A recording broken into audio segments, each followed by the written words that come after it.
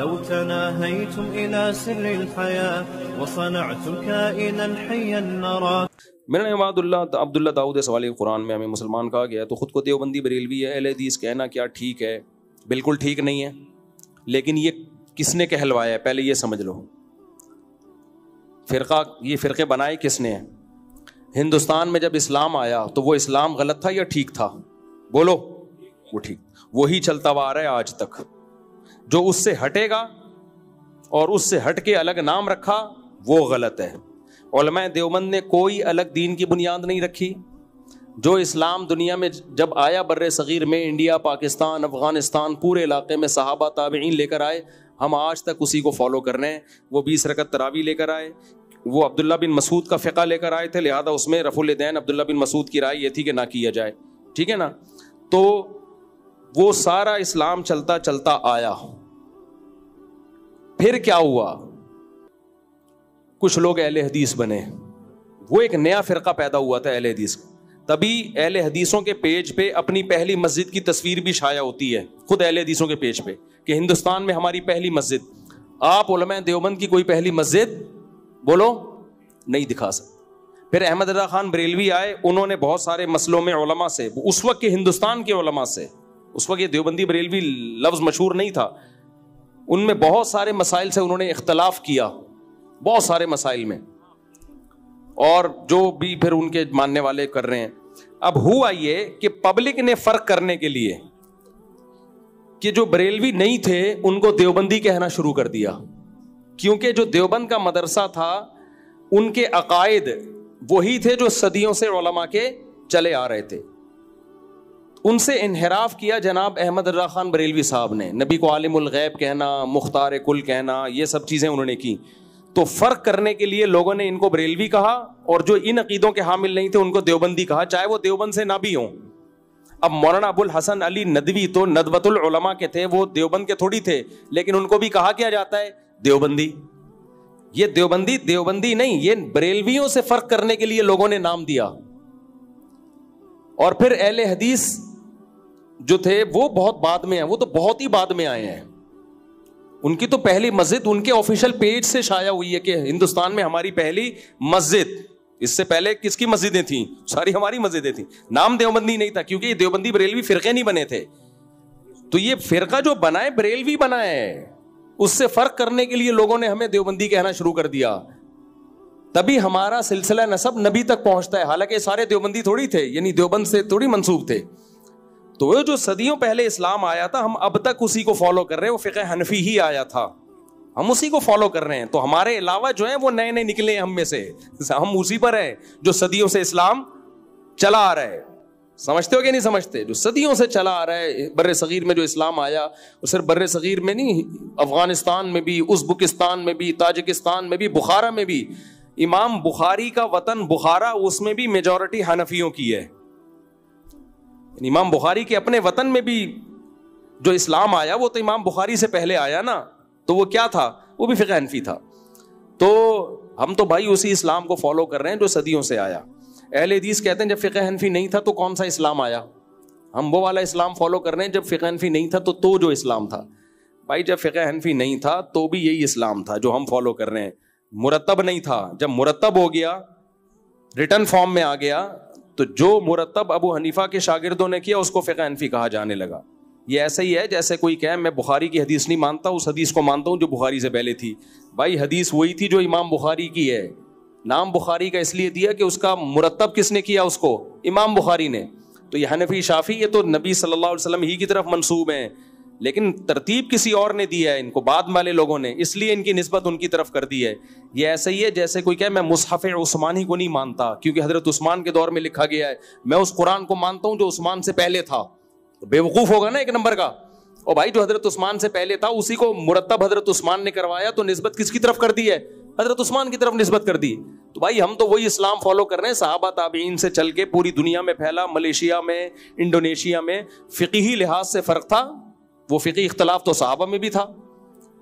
تو بعد میں جتنے لوگ آئے ہیں نئے نئے ناموں سے، یہ نئے ہیں. تو ہمیں جو دیوبندی کہا جاتا ہے وہ اس لیے نہیں کہ ہم علماء دیوبند کے بعد وجود میں آئے ہیں، نا نا نا نا نا. بریلوی فرقہ بعد میں وجود میں آیا ہے تو ان سے فرق کرنے کے لیے کیا کہہ دیا؟ اس کی مثال ایسے ہے جیسے ہمیں سنی کہا جاتا ہے, تو صحابہ تو شیعہ سنی نہیں تھے, صحابہ میں تھے کوئی شیعہ سنی؟ ہم یہ کہیں گے صحابہ سارے سنی ہی تھے, ٹھیک ہے نا, نام سنی نہیں تھا ان کا, کیونکہ شیعہ مذہب نہیں تھا. شیعہ مذہب بعد میں آیا ہے, تو ان سے فرق کرنے کے لیے جو شیعہ نہیں تھے ان کو کیا کہا جانے لگا؟ سنی. اب کوئی کہ سنی بعد کا فرقہ ہے, میں نہیں مانتا, صحابہ کے دور میں تو نہ شیعہ تھے نہ سنی تھے. ہم کہیں گے بھائی سنیوں کے جو عقیدے ہیں وہ وہی ہیں جو صحابہ تابعین کے تھے, لیکن ان کو نام سنی نہیں دیا گیا تھا کیونکہ ضرورت نہیں تھی نام دینے کی. تو جب شیعہ فرقہ وجود میں آیا تو پھر ان کو سنی کہا جانے لگا شیعوں سے فرق کرنے کے لیے. تو ایسے میرے بھائی علماء دیوبند صدیوں سے صحابہ تابعین تبع تابعین سے جو جماعت چلی آ رہی ہے, اسلام لے کے آئی ہے, وہی علماء دیوبند ہے, کوئی نئی چیز نہیں ہے. ان کو دیوبندی کہا نہیں جاتا تھا کیونکہ بریلوی فرقہ ہی نہیں تھا, تو فرق کرنے کے لیے کہنے کی ضرورت تھی نہیں. سمجھتے ہو کہ نہیں سمجھتے؟ تو یہ جتنے بھی ہمیں کہتے ہیں نا یہ دیوبندی فرقہ اور فلانا فرقہ, آپ ان کی تہ میں جاؤ گے یہ سب بعد کی پیداوار ہیں, یہ سب بعد میں پیدا ہوئے ہیں. ہم ہی ہیں جو اوریجنل پہ, جو محمد بن قاسم کے دور میں اسلام آیا تھا, صحابہ تابعین تبع تابعین اسلام لے کر آئے تھے, ہمارے باپ دادے شروع سے سینہ بسینہ تواتر کے ساتھ اسی کو لے کے چل رہے ہیں. ہاں اس میں کچھ غلط چیزیں ایڈ ہوتی رہی ہیں, میں نہیں کہہ رہا وہ سارے دودھ کے دھلے میں, جو غلط چیزیں ایڈ ہوتی رہی ہیں تو ان کو نئے فرقوں نے نہیں نکالا, وہ انہی کے اندر علماء نے نکالا ہے. ان کو غلط چیزیں بھی ایڈ ہوئی ہیں اس میں, تو وہ علماء ہی نکالتے ہیں اس کو. کچھ علماء ان غلطیوں کو سپورٹ کرنا شروع کر دیتے ہیں, اہل حق ان کو نکالنا شروع کر دیتے ہیں, تو نکالتے بھی علماء ہی ہیں ان کو. تو کہ یہ جو نئی نئی چیزیں مارکیٹ میں آ رہی ہیں یہ تو سوائے اس کے کہ امت کو توڑنے کے علاوہ کوئی کام انہوں نے کیا نہیں ہے. ابھی مفتی رشید احمد خورشید صاحب گئے تھے نا جی ٹی وی میں, بڑا جھگڑا ہو گیا قاری خلیل صاحب کے ساتھ اور لوگوں نے بڑے نیگیٹو کمنٹس کیے ہوئے تھے. تو میں نے بھی مفتی رشید احمد صاحب کو فون کیا, میں نے کہا بھائی یہ تو ٹی وی پہ بڑی بحث ہو رہی ہے. تو کہنے لگے مجھے علماء منع کر رہے ہیں یہ اختلافی مسائل ٹی وی پہ مت چھیڑو. میں نے کہا یہ بہت غلط کر رہے ہیں جو علماء کہہ رہے ہیں آپ, یا تو سرے سے کوئی بھی نہ چھیڑے, کوئی بھی نہ چھیڑے. اگر سامنے والا چھیڑ رہا ہے آپ چپ نہیں بیٹھو. پھر اختلاف کا ذمہ دار وہ ہوتا ہے جو پہل کرتا ہے اختلاف میں, دفاع کرنے والے کی طرف اختلاف کی نسبت نہیں کی جاتی.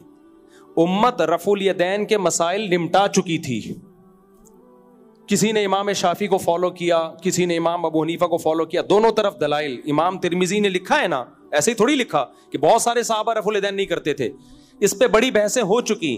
اب امت نے کسی نے اختیار کر لیا رفع الیدین کرنے والے کو, کسی نے کر لیا نہیں کرنے والے, ختم ہو گئی تھی یہ بحث امت میں. جو نہیں کر رہا وہ بھی ٹھیک ہے, جو کر رہا ہے وہ بھی ٹھیک. میں نے شافعیوں کے محلے میں آنکھ کھولی ہے, بہت طویل ٹائم میرا شافعیوں کے ساتھ گزرا ہے. وہ ہمارے ساتھ زور سے آمین بھی کہتے تھے, رفع الیدین بھی کرتے تھے. ہم نے کبھی زندگی میں ان کو نہیں چھیڑا, نہ انہوں نے کبھی ہمیں زندگی میں چھیڑا. میں نے جب دیکھا شافعی لوگ رفع الیدین کرتے ہیں, میں نے اپنے والد صاحب کے پاس آئے, میرے والد نے علماء کی صحبت میں ٹائم گزارا ہے, بہت بڑے بڑے علماء. تو میں نے والد صاحب سے پوچھا ابو یہ یوں کیوں کرتے ہیں؟ انہوں نے کہا بیٹا امام شافعی بھی برحق ہیں, وہ ان کی رائے کو یہ لوگ فالو کرتے ہیں, ان کی تحقیق یہ ہے. لیتے تو ہم سب نبی کی رائے ہیں, لیکن نبی کی رائے کو سمجھنے میں, نبی کے عمل کو سمجھنے میں اختلاف ہوگا تو پھر اس میں بات ہوتی ہے. تو بات ختم ہو گئی. انہوں نے کہا بیٹا یہ بھی ٹھیک ہے, ختم. زور سے آمین بھی ٹھیک ہے, آہستہ بھی ٹھیک ہے, ختم قصہ. اس کے بعد سے ہمارا کبھی کسی شافعی سے کوئی جھگڑا نہیں ہوا. اب میں کسی شافعی کو جا کے چھیڑتا کہ تو رفع الیدین کرتا ہے, ہماری رائے یہ کہ آخری وقت رفع الیدین نہ کرنے کا ہے, یا شافعی ہمیں چھیڑتا کہ بخاری کی حدیث ہے رفع الیدین کرو کیوں نہیں کر رہے, تو اختلاف کی بنیاد پھر وہ رکھتے نا, وہ تو کبھی نہیں رکھی. کسی شافعی کو نہیں ہم نے دیکھا بحث کرتے ہوئے بلا وجہ. مسئلہ کیا ہے؟ مسئلہ اہل حدیثوں کے ساتھ ہے, سب کے ساتھ نہیں. میں علی الاطلاق کسی اہل حدیث کو برا نہیں کہتا, بہت سارے معتدل بھی میں نے دیکھے ہیں ان میں, لیکن یہ بر صغیر میں اختلافی مسائل کی بنیاد ڈالی کس نے ہے اس پہ بحث کرنے کی؟ کیا یہ حنفیوں نے ڈالی ہے؟ یہ ڈالی اہل حدیثوں نے. انہوں نے اور بڑی شدت کے ساتھ چیلنج کر کر کے کہ یہ اندھے مقلد ہیں, یہ ایسے ہیں, یہ ویسے ہیں. پھر ہم اگر جواب دیں گے تو لوگ کہتے ہیں دیکھو امت کہاں جا رہی ہے, غزہ میں کیا ہو رہا ہے, اور یہ رفع الیدین پہ جھگڑے کر رہے ہیں, یہ 3 طلاق پہ جھگڑے کر رہے ہیں. بھائی جھگڑا ہم نہیں کر رہے, ہم جواب دے رہے ہیں اس کو. جھگڑا وہ کر رہا ہے کہ امت جب ایک چیز پہ متفق ہو چکی تھی, آپ نے لا کے ایک چھری کیوں چھوڑ دی امت میں, کوئی اور کام کرتے آپ. اس لیے ٹی وی پہ اگر کوئی بیٹھ کے ہمارے سامنے اختلافی مسائل چھیڑے گا ہم اس کو طبیعت سے جواب دیں گے. یہ نہ سمجھے کہ ہم خاموش رہیں گے اس کے سامنے. اس وقت جواب نہ دیا اگلے دن دے دیں گے. ہر وقت انسان کے دماغ میں دلائل مستحضر نہیں ہوتے, لیکن پھر اس لڑائی کی نسبت اس کی طرف ہوگی جس نے یہ شرری چھوڑی ہے. میں کیوں قاری خلیل کے خلاف بولا ہوں؟ میں پہلے کبھی بولا میں نے ان کے خلاف؟ ہمارا مسائل میں اختلاف ہے. جب میں نے ان کے کلپ دیکھے کہ آپ اپنی رائے بھی دیتے ہو, رائے بھی غلط ہوتی ہے, اور دوسرے پہ تھوپتے بھی ہو, اور دوسرے کو برا بلا بھی کہتے ہو, جبکہ آپ کی رائے میں جان نہیں ہے. اتنا تکبر یہ نہیں چلے گا بھائی. یہ اپنی جہالت آپ دوسروں کو کیوں دکھا رہے ہو؟ قاری خلیل صاحب دلیل دے رہے ہیں کہ حنفی لوگ کہتے ہیں عورتیں سمٹ کے نماز پڑھیں, اور یہ اندھی تقلید میں ایسا کرتے ہیں, اور قسم اٹھا کے کہہ رہے ہیں کہ ابو حنیفہ کی تقلید میں کہتے ہیں کہ عورت سمٹ کے نماز پڑھے. تو ایک تو مسئلہ غلط بیان کر رہے ہو, اور اوپر سے تکبر اتنا کہ حنفیوں کو غلط نہیں کہہ رہے آپ, ابو حنیفہ کو غلط کہہ رہے ہو, امام شافعی کو غلط کہہ رہے ہو, امام احمد ابن حنبل جو امام بخاری کے استاذ ہیں ان کو غلط کہہ رہے ہو, امام مالک تبع تابعین میں جن کو پوری امت جمع ہے ان کے اوپر تقوی پر علم پر, ان کو غلط کہہ رہے ہو. لیبل حنفیوں کا لگا رہے ہو آپ. تو قاری صاحب ہم اتنے سیدھے نہیں ہیں جتنا آپ نے ہمیں سمجھ لیا ہے. اور بار بار میں کہتا ہوں, یہ مسئلہ بیان کرتا ہوں, بار بار کہتے ہو کہ جی مفتی صاحب اس پہ کوئی حدیث دکھاؤ کہ عورت مردوں کی طرح نماز پڑھے. پھر جب ہم کہتے ہیں کہ آپ بھی حدیث دکھا دو کہ عورت مردوں کی طرح صفا مروہ میں دوڑے گی نہیں, چلے گی, اس پہ کوئی حدیث دکھاؤ. کوئی ہے حدیث؟ کوئی حدیث نہیں. کیوں کہتے ہو عورت چلے گی دوڑے گی نہیں؟ امت کا تواتر. عورت آہستہ لبیک کہے گی, زور سے نہیں کہے گی. کیا دلیل ہے؟ امت کا تواتر. حالانکہ جس حدیث میں یہ ہے کہ ایسے نماز پڑھو جیسے میں نے پڑھی, ایسی ہی حدیث میں یہ ایسے حج کرو جیسے میں نے کیا. تو نبی تو دوڑے ہیں, نبی نے تو رمل کیا ہے پہلے 3 چکروں میں. آپ عورت کو رمل کیوں نہیں کرا رہے؟ کیوں نہیں کرا رہے رمل؟ اس لیے کہ بھائی کسی حدیث میں رمل سے منع نہیں کیا, لیکن امت کا تواتر کیا ہے بغیر رمل کے. تو امت کا تواتر ایک بہت بڑی دلیل ہے. تو جب تواتر عملی سے عورت کا دوڑنے کے بجائے چلنا ثابت ہو سکتا ہے, تواتر عملی سے زور سے کے بجائے آہستہ لبیک کہنا ثابت ہو سکتا ہے, اور تواتر عملی سے رمل نہ کرنا ثابت ہو سکتا ہے, تو تواتر عملی ہی سے عورت کا سمٹ کے نماز بھی ثابت ہے. اب اس کی آپ ہم سے دلیل پوچھو کہ تواتر عملی میں عورت کا سمٹ کے نماز پڑھنا کہاں ہے, یہ ہم آپ کو دکھائیں گے انشاءاللہ. ہم کہیں گے ابو حنیفہ کی رائے بھی ہے, امام شافعی کی بھی, امام احمد کی بھی, امام مالک کی بھی, اور امام بخاری نے صرف ایک تابعیہ کا قول نقل کیا ہے کہ وہ مردوں کی طرح نماز پڑھتی تھی. اس کا مطلب باقی سب کس طرح پڑھتی تھیں؟ عورتوں کی طرح پڑھتی تھی. اس زمانے میں اتنا مشہور تھا تابعین کے دور میں. تو تواتر عملی سے ثابت ہے. اگر اس تواتر عملی کو آپ سائڈ پہ لگا دو گے تو 20 مسائل نماز کے چینج ہو جائیں گے. تو اتنا غلط مسئلہ بیان کر رہے ہو, اور اگر کرنا تھا تو عرب علماء کی طرح بیان. عرب کیسے بیان کرتے ہیں؟ کہتے ہیں ہماری یہ رائے ہے, بس ختم, چپ. یہ اپنی رائے بھی تھوپتے ہیں, اور جب تک حنفیوں کو رگڑے نہ لگائیں اور ذلیل نہ کریں, ان کو چین نہیں آتا. تو پھر میرا لہجہ تو ایسا ہوگا نا, پھر لوگ کہیں گے مفتی طارق مسعود صاحب دیکھو قاری خلیل کے خلاف کیسے چیخ رہے ہیں. یہ آداب ہیں, اسلام نے یہ آداب سکھائے ہیں. تو پہلے کون چیخا ہے؟ پہلے آپ چیخے ہیں, اور چیخے بھی ایسے آپ کو شادیوں کے علاوہ کچھ نہیں آتا. میرے پہ طنز بھی کر رہے ہیں. تو وہ ایک ہی وہ پھر میں نے مفتی رشید احمد خورشید سے کہا کہ اب قاری صاحب اگر ٹی وی کے پروگرام میں یہ حدیث پڑھے نا کہ نبی کے دور میں اکٹھی 3 طلاقیں ایک سمجھی جاتی تھیں, وہیں پکڑنا ہے کہ حضرت یہ اکٹھی کا لفظ دکھاؤ, آپ ترجمہ غلط کیوں کر رہے ہو؟ یہ اندھی تقلید میں ہے کہ نہیں ہے؟ بار بار ایک چیز بتائی جا رہی ہے, یار حدیث کا ترجمہ تو صحیح کرو بھائی. ترجمہ ڈھٹائی کے ساتھ آپ غلط کر رہے ہو, اور بنے ہوئے ہو مجتہد آپ. جو ترجمہ صحیح نہ کرے ہم اس کو فالو کریں گے ابو حنیفہ کو چھوڑ کے؟ ہمارا دماغ خراب ہے کیا؟ پاگل ہیں کیا ہم؟ تو فرقہ واریت کی بنیاد علماء دیوبند نے نہیں رکھی ہے, ان سب لوگوں نے رکھی ہے جو نئے نئے بعد میں آئے ہیں, جن کی پہلی مسجد ان پیج پہ شائع ہوئی ہے کہ اہل حدیثوں کی ہندوستان میں پہلی مسجد. اس سے پہلے مسلمانوں کی مسجدیں ہوا کرتی تھی جو ہم تھے. سمجھ میں آ رہی ہے بات؟ پھر بھی میں سب اہل حدیثوں کو ایک لاٹھی سے نہیں ہانکتا. یہ میرا ظرف ہے کہ ہمارا مسلکی اختلاف ہو کے بھی ہم ان میں بہت سو کو معتدل سمجھتے ہیں, اہل حق سمجھتے ہیں, جن میں مولانا ہشام الہی صاحب ہیں جو لاہور والے معتدل آدمی ہیں. انہوں نے بھینس پہ ایک مسئلہ ریکارڈ کروایا کہ بھینس کی قربانی جائز نہیں ہے, حالانکہ یہ بھی اجماع امت سے ثابت ہے بھینس کی. لیکن چلو یار, انہوں نے کہا ہماری رائے ہے, اگر کوئی سے اختلاف کرتا ہے تو ہمیں کوئی اعتراض نہیں. ایسے بھی ہیں, لیکن مارکیٹ میں ایسے اہل حدیث کیا ہیں؟ شارٹ ہیں. معتدل بھی ہیں ان میں, بہت کم ہے. ادھر وزیر آباد میں تھے ایک اہل حدیث عالم, بڑے معتدل تھے. وہاں لوگوں نے بتایا, مسجد کے امام ہیں, ہم ان کے پیچھے نماز پڑھتے ہیں, کبھی نہیں ٹوکا انہوں نے رفع الیدین کرتے ہو نہیں کرتے. بلکہ ایک آدمی نے ان سے پوچھا کہ حضرت جو رفع الیدین نہیں کرتے ان کی نماز ہوتی ہے؟ انہوں نے کہا یار اتنے بڑے بڑے بزرگان دین صدیوں سے بغیر رفع الیدین کے نماز پڑھتے آ رہے ہیں, ان کی نمازوں کو میں غلط نہیں کہہ سکتا. ٹھیک ہے ہماری تحقیق ہے رفع الیدین کرنا چاہیے, لیکن میں ان کو غلط. تو ایسے بھی اہل حدیث ہیں لیکن مارکیٹ میں کیا ہیں, شارٹ ہیں. لیکن بہرحال یہ فرقوں کی بنیادیں انہی متشدد لوگوں نے ڈالی ہیں جو متشدد اہل حدیث ہیں. ہاں ان میں کچھ دیوبندی بھی متشدد ہیں, میں ان کو بھی دودھ کا دھلاوا نہیں سمجھتا. کچھ ایسے دیوبندی مارکیٹ میں ہیں جنہوں نے ہر غلط کو صحیح قرار دینے کا ٹھیکہ لیا ہوا ہے. اور اہل حدیث کی اگر کوئی بات 2 اور 2 4 کی طرح بھی صحیح ہونا ثابت ہو جائے, پھر بھی صرف اس بیس پہ کہ ان کے کسی بزرگ نے لکھا ہوتا ہے کہ یہ نہیں ہے.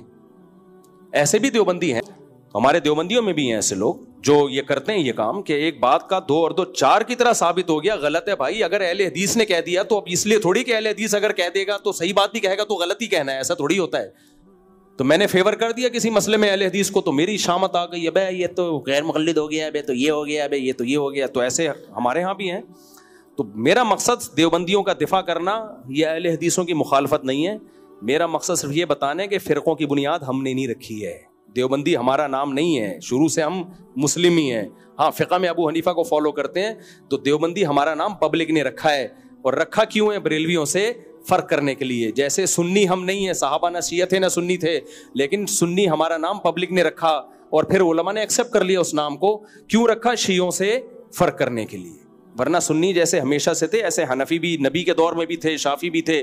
اس معنی میں نہیں تھے کہ امام شافی کو, وہ تو امام شافی تو آئے بعد میں. ان مسائل میں امام شافی کے مسائل بھی قرآن و سنت سے ثابت ہیں, امام ابو حنیفہ کے مسائل بھی قرآن و سنت سے ثابت ہیں. تو اس معنی میں یہ چاروں فقہ جو ہیں نبی کے دور سے چلے آ رہے ہیں. سمجھتا ہے کہ نہیں سمجھتا ہے؟ ہوا و حرص والا دل بدل دے, میرا غفلت میں ڈوبا دل بدل دے.